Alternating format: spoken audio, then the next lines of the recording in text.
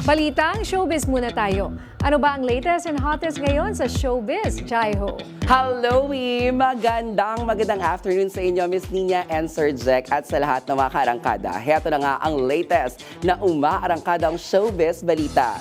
Isa sa mga minahal at may malakas na fandoms ang makudlit na raketera ng General Santos, si Colette Madelo. Always trending naman ang mga eksena nito sa teleseryeng What Lies Beneath kasama ang co-actress na si Mutia Orquia dahil sa kanilang girls love tandem. Sa nalalapit itong pagtatapos, ano nga ba ang mga dapat na abangan sa kanya ng kanyang mga fans? Alamin ang buong detalye dito sa Joy Hot Exclusives.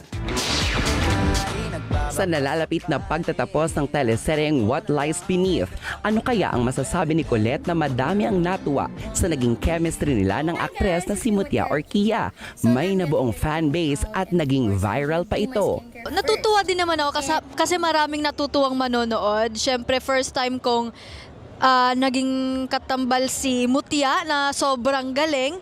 At hindi ko din in-expect na grabe yung pag-boom ng aming tambalan. Dahil nga matatapos na ang nasabing teleserye kung saan kabilang si Colette, ano nga ba ang susunod na aabangan ng kanyang mga tagahanga? Abangan nyo na lang sa susunod kasi piniprepare pa namin. At sana marami pang mga projects na darating. Mula Pinoy Big Brother Gen 11, 2 season na ang ipinalabas matapos ang kanilang season. Anong say niya na magpahanggang sa ngayon, ramdam pa rin ang init ng suporta ng kanyang mga fans? Siyempre, ang nafe-feel ko, na-happy ako nasasad. Kasi akala ko, mawawala na sila after ng may dalawa na ngang lumipas na PBB. Pero, ayun, na-happy ako kasi andyan pa rin sila nagstay and mahal pa rin nila ako.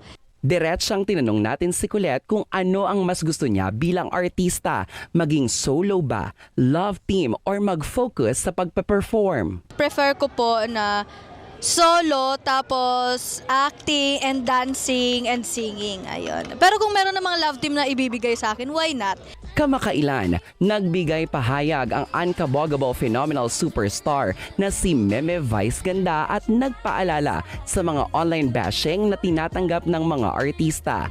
Para kay Colette, ano naman ang masasabi niya regarding dito bilang sila mismo sa batch nila ay naka-experience ng matinding bashing online? Happy naman kami ng Big Four kahit ng mga housemates.